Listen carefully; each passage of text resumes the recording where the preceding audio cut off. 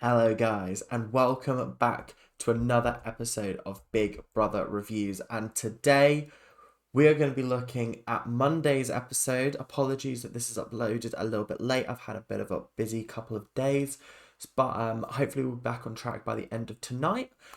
There was a lot that happened in this episode. They introduced a brand new shopping task, and it was not something that I would personally enjoy. So I found a lot of the frustration, a lot of the anger to be quite. I was sympathetic to it because it was a shopping task that I don't think I would have fared very well in. The shopping task was essentially camping outside in the garden, which sounds easy, but I do not like camping. I've never been, I never want to go. So the fact that they were getting forced to participate in camping just, I don't know, it didn't really, it wasn't something that I was very interested in watching because it doesn't really do anything for the show, but it did create a lot of drama. So there's swings and roundabouts. Some of it was good, some of it was a bit naff. So everyone was told that they must stay outside, take any toiletries they needed, any personal belongings that they needed, and they were forced to stay outside. They were split into two groups for some reason. I don't really know why. One group went inside to do a task, and the other group had to do a task outside a little bit later on. So the first group was Paul, Trish, Olivia, Hallie, Henry, and Zach. And they were split into two groups again. So it was Olivia, Trish, and Paul, and then the other three.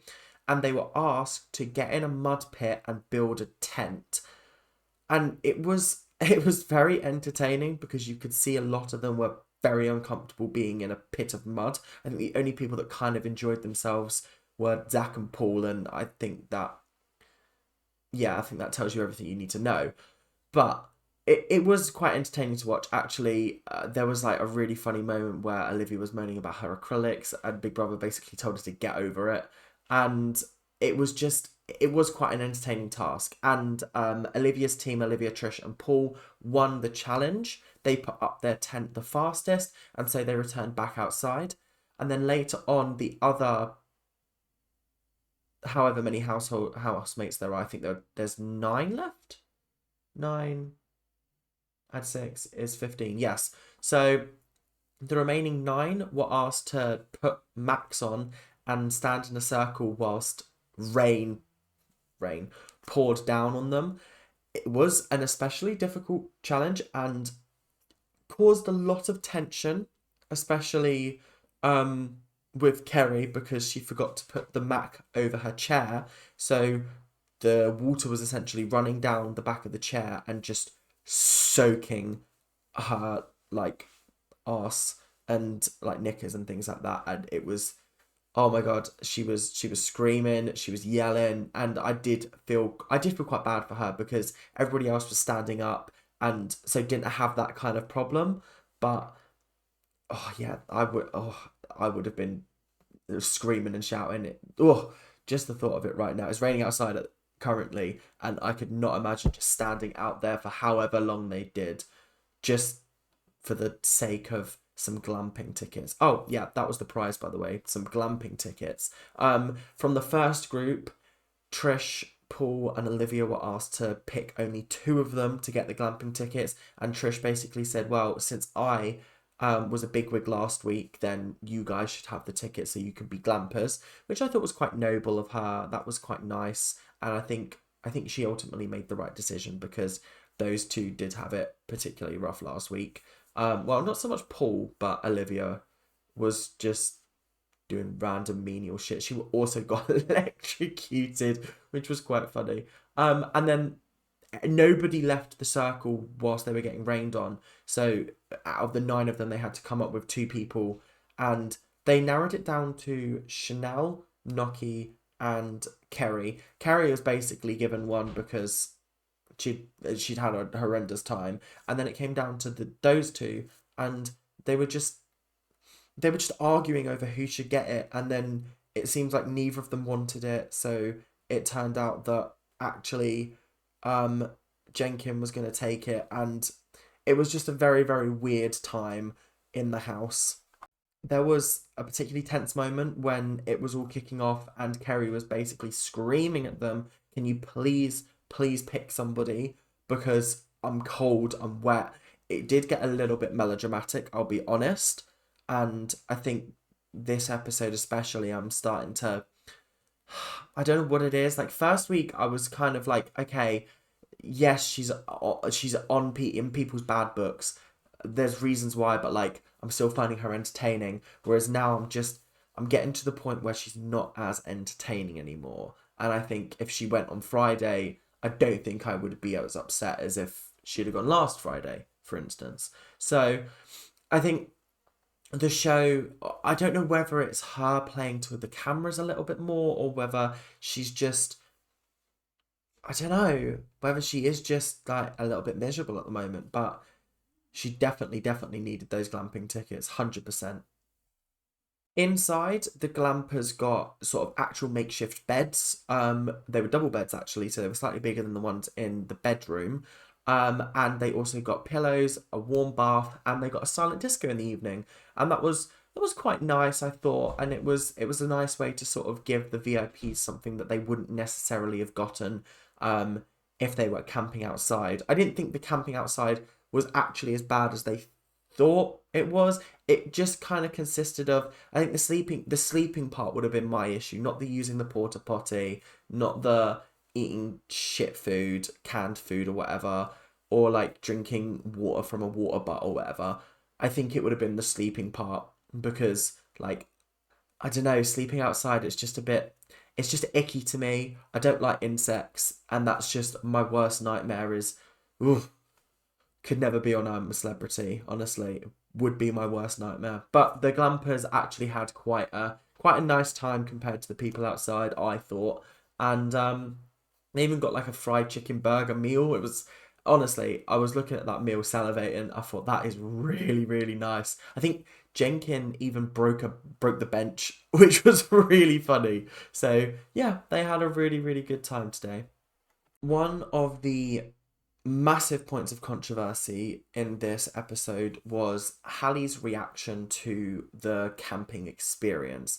She made it very, very clear early on she was not happy with this. And then the more she refused to eat anything, the more she refused to sort of participate in the glamping, the more angry she got. She came into the diary room twice to complain about the food and demand that she be made a glamper, demand this, demand that. And I just, as much as it was very, very entertaining, I don't think it was conducive to making a good, like, a nice living space for everyone. Brother, I'm not impressed. I want some food, and I want a warm shower, and I want a proper toilet. Big Brother feels that you're not having a happy time. I'm not having a happy time. Pure happy camp. I don't know whether she was overreacting for the sake of it, whether she was doing it on purpose, or whether she was sort of playing to the cameras, because we did see her go up to a camera and speak directly into it, which was a bit uncomfortable because I was like, that's not what this show is about. You're being watched.